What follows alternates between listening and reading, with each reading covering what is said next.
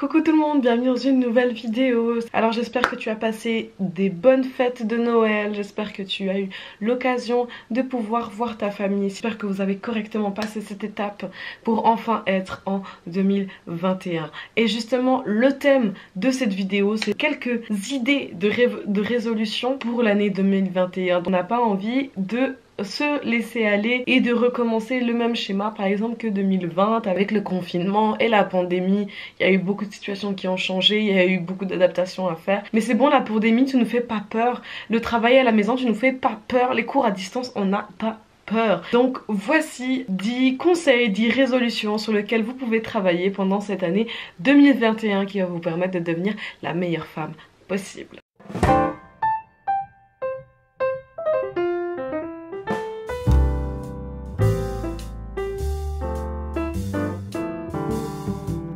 Alors mon tout premier point, qui est sûrement le plus important de toute la liste, je sais qu'à chaque fois que je mentionne des points, je dis toujours qu'il est le plus important, mais celui-là je vous jure il est important.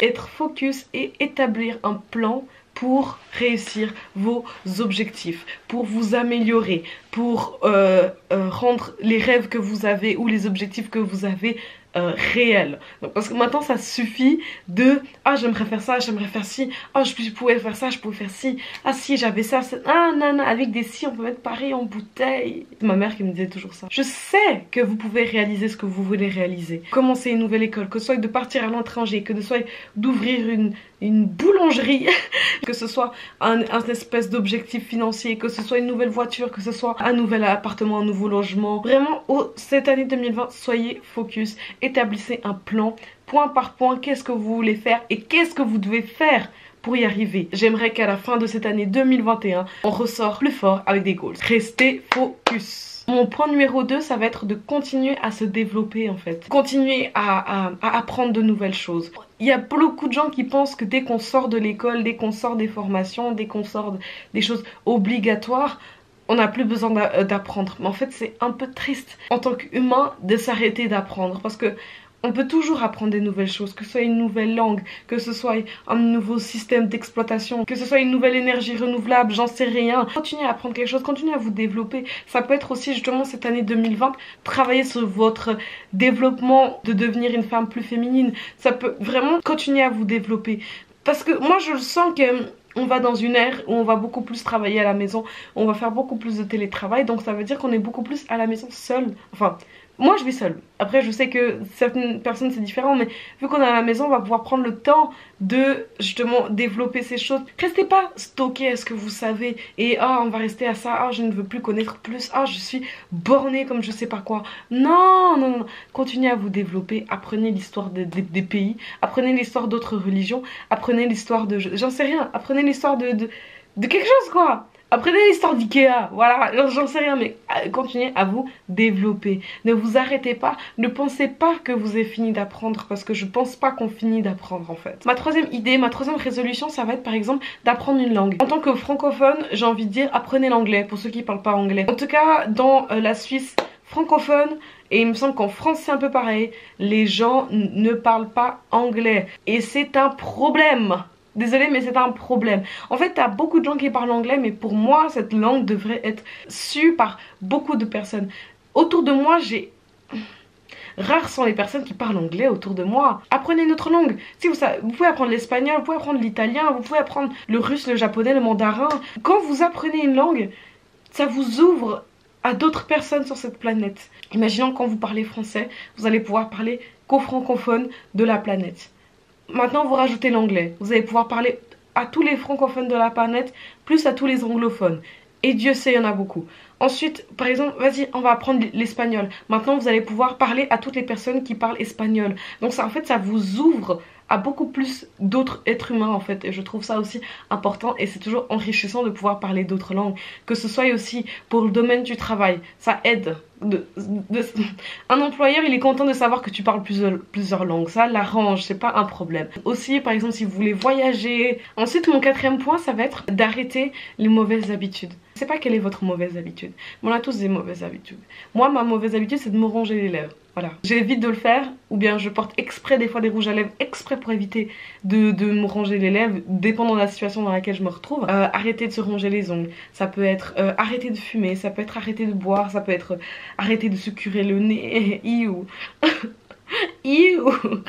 Ça peut être arrêter par exemple de passer beaucoup de temps devant Netflix. Ça peut être pas mal de travailler sur ça en 2021. On ne veut plus voir de gens qui se rongent les ongles. Arrêter de se dire qu'on est une merde par exemple. Parce que je sais que nous en notre société on a tendance à se dire ah non je suis pas assez. Surtout en tant que femme noire je sais qu'on a tendance à se dire qu'on n'est pas assez. Parce qu'en fait les gens nous disent ça ou bien nous font comprendre. Tu vois ce que je veux dire? C'est pas dit explicitement, mais tu sais que... Bref, arrêtez de couper les cheveux de sa petite soeur. Arrêtez d'être méchante avec sa maman. Arrêtez vos mauvaises habitudes. Ensuite, mon 5e point, ça va être d'apprendre à être seule et accepter sa propre compagnie. Ça c'est quelque chose que j'ai dû travailler dessus parce que tu sais quand tu sors de l'école obligatoire, donc ça veut dire que dès que tu passes cette période de 16, 17, donc dès que tu passes cette période où tu as 15, 16 comme ça, t'es un stade où quand t'es seule, c'est un peu nul. Pas avoir de potes, c'est nul. Traîner seule, c'est nul. Ne rien faire seule, c'est nul. S'ennuyer toute seule, c'est nul. C'est pas ouf, c'est pas cool. C'est pas la mode, j'en sais rien. Mais c'est un petit peu mal vu. Alors qu'en fait, se retrouver toute seule et apprécier sa propre compagnie, c'est s'aimer en fait. C'est découvrir qui on est, accepter qui on est. Et on peut pas aimer quelqu'un. Je sais pas si vous avez entendu mais je crois qu'il y a eu un feu d'artifice du nouvel an parce qu'en fait moi je fume le 31 là. Ça m'a fait peur. Et en fait ça m'a permis en fait d'aimer d'autres personnes. Et comme dirait notre cher RuPaul Charles, Can I get a hate man? If you can't love yourself, how the hell you gonna love somebody else? Hey man. Tout ça pour vous dire que prenez du temps pour faire les choses vous-même. Prenez le temps de vous ennuyer seul, d'aller manger seul, d'aller faire du shopping seul. Moi j'ai découvert ce que c'était d'aller dans les magasins seul. Et avant c'était impossible pour moi d'y aller dans les d'aller faire des tours dans les magasins seul. Alors qu'au jour d'aujourd'hui c'est une nécessité. Aujourd'hui je préfère en fait aller faire du shopping seul qu'avec quelqu'un. C'est un truc de ouf hein. Ensuite, mon 6e point, qui n'est pas des moindres, créer un espace de travail à la maison pour soi et que personne n'a le droit d'y aller.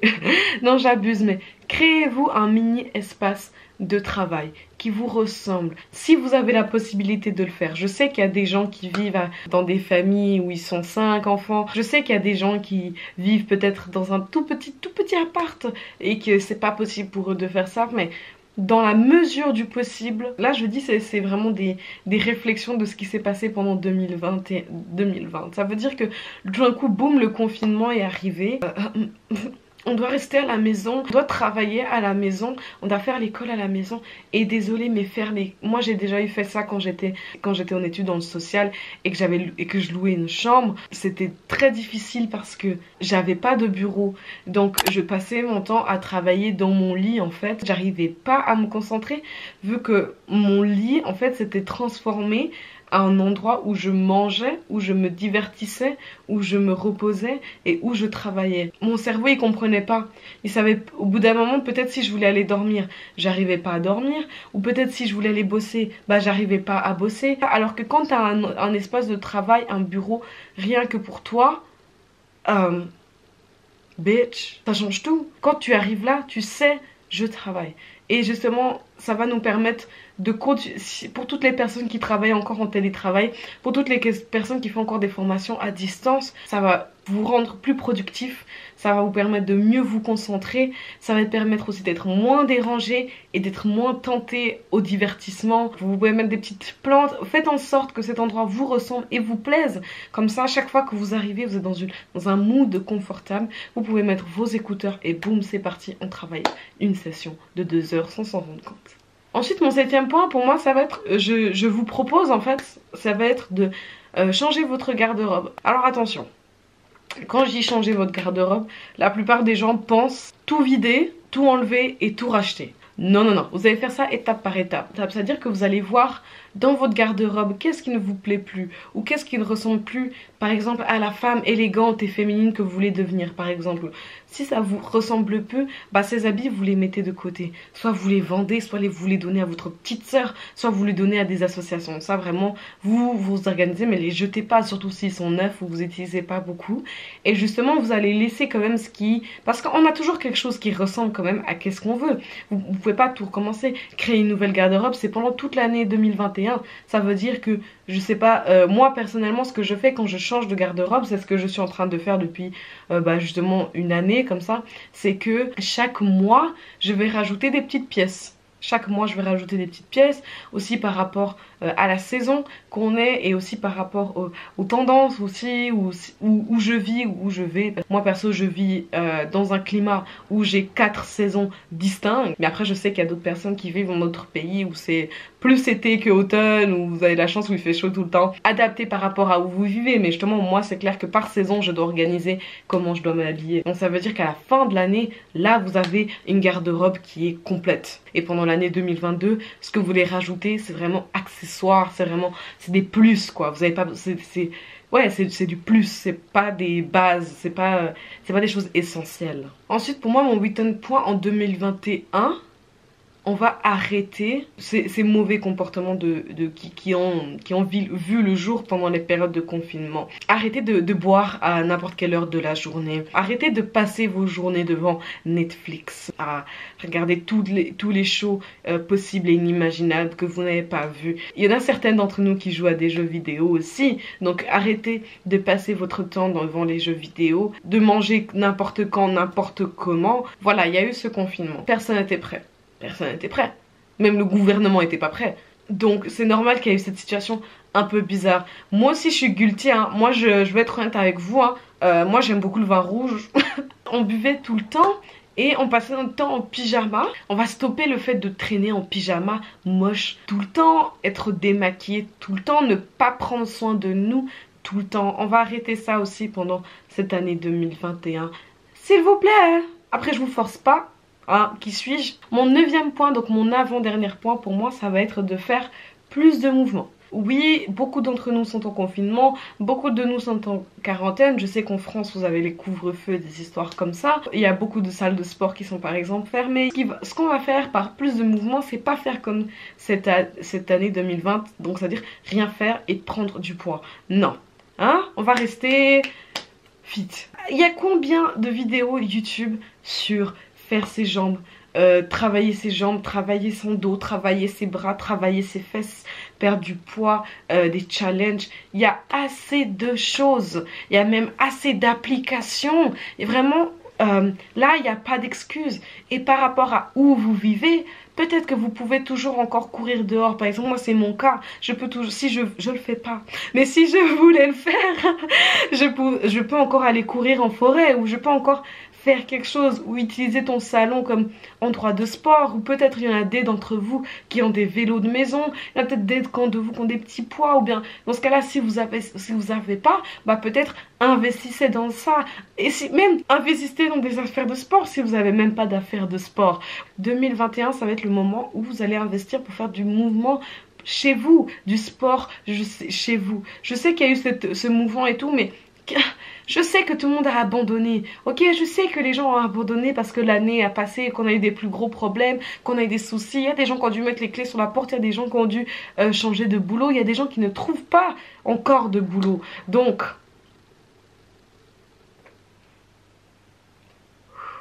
pardon. Vous sentez ce que je viens de dire, vraiment ça venait du fond du cœur. 30 à 40 minutes par jour, c'est pas grand chose sur 24 heures, bon on en dort 8. Donc sur 16 heures. Sur 16 heures entières d'une journée. 30 minutes, c'est rien du tout. Surtout si vous êtes à la maison, donc ça veut dire que vous n'avez même plus les déplacements à compter. Ensuite, mon 10e point, vous savez ce qu'on va faire? Franchement, vous savez ce qu'on va faire? On va investir dans des vêtements de maison. Parce que, qui s'est retrouvé un peu... parce qu'en fait on traînait tout le temps à la maison et qu'on savait pas comment s'habiller. On avait tellement l'habitude justement d'être à l'extérieur, d'avoir des vêtements, des tenues de l'extérieur, que en fait, franchement on va pas se mentir, je suis sûre que chez toi genre t'avais 2 trainings avec 2 gros t-shirts, vous voyez ce que je veux dire, 2 shorts, peut-être des trucs comme ça. Mais maintenant qu'on arrive dans un stade, beaucoup d'entre nous vont passer beaucoup plus de temps à la maison. On va commencer à investir dans des vêtements de maison.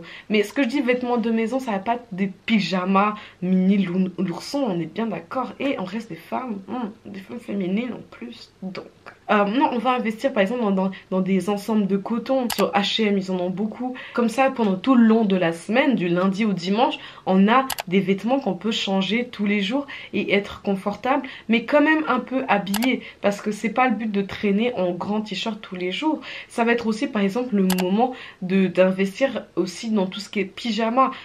Peut-être, parce que je sais qu'on a tendance à oublier et vouloir dormir vite fait avec un t-shirt. Cette fois, vous allez investir justement dans des ensembles assez, un petit peu quand même élégants pour la maison, pour vous sentir confortable, pour pouvoir travailler tous les jours et que vous devez changer pour aller vous coucher. Vous comprenez ce que je veux dire? Et faire en sorte en fait que tous les jours, même si vous êtes chez vous, vous vous habillez.